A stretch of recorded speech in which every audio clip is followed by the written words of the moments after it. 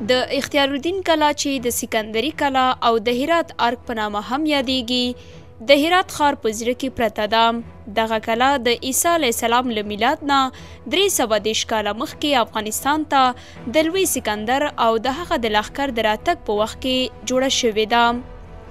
ډیرو امپراتوریو له دغې کلا څخه د خپلې پلازمینه په توګه کار اخیستی دی او د پیړیو په بهیر کې ډېر ځلې ویجاړه او بیا جوړه شوې ده.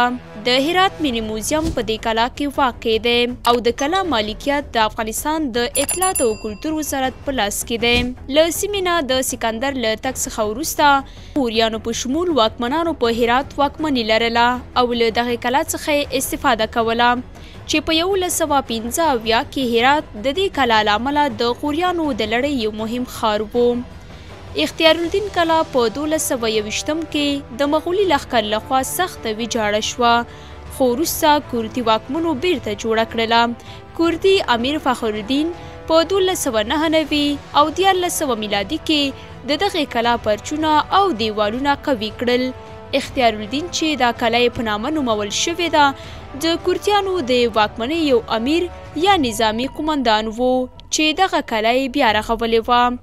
په 1480 میلادي کال کې د تیمور لښکر اختیار الدین کلا خرابه کړه خو وروسته په 1415 او 1440 کې یو تیموري واکمن شاهرخ جوړه کړه او خپله پلازمینه هرات ته ور انتقال کړه.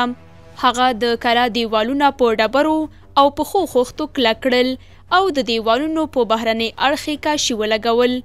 په 18مه پیړۍ کې د هوتکي او دوراني امپراتوریو په وخت له دې کلا څخه د استوګنې، خزانې، محبس او د سلاکوټ په توګه کار اخیستل کېده او په 19مه پیړۍ کې د افغان انګلیس جګړې پر وخت بیا زیانونه ورسېدل.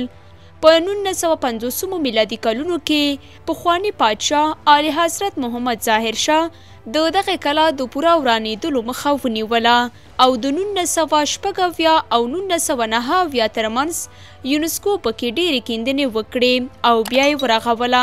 په افغانستان باندې د شوروي اتحاد له یرغل څخه وروسته او د کورنیو جګړو پر وخت دا کلا بیا له خرابۍ سره مخامخ شوه خو په وروستیو کلونو کې څو نړیوالو موسسو بیا له سره ورغوله. د 2006 او 211 میلادي کلونو ترمنځ د اختیار الدین کلا د اغاخان فند په مرسته او د متحده ایالتونو او جرمني د 2.4 میلیون ډالرو په لګښت بیا ورغول شوه چې اوس یې ډیری برخې د لیدونکو پر مخ پرانیستې دي.